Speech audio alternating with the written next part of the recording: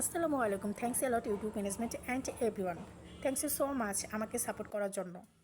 আমাদের সমাজে কিছু কিছু মানুষ আছে যারা নিজের বুদ্ধি দিয়ে কাজ করতে পারে না, তারা নিজের বিবেক দিয়ে কাজ করতে পারে না, তারা টাকা দিয়ে বিবেক এবং বুদ্ধি কিনে নিয়ে আসে।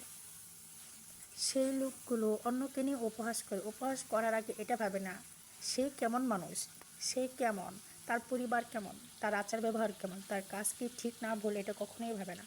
আমি তাদেরকে বলবো, আপনারা অন্যের উপরে দোষ না দিয়ে, আপনারা অন্যজনের ভুল না ধরে নিজের বিবেক খাটিয়ে, নিজের বুদ্ধি খাটিয়ে চিন্তা করে দেখবেন কে দোষী কে দোষী না, তারপরে বিবেচনা করে কথা বলবেন।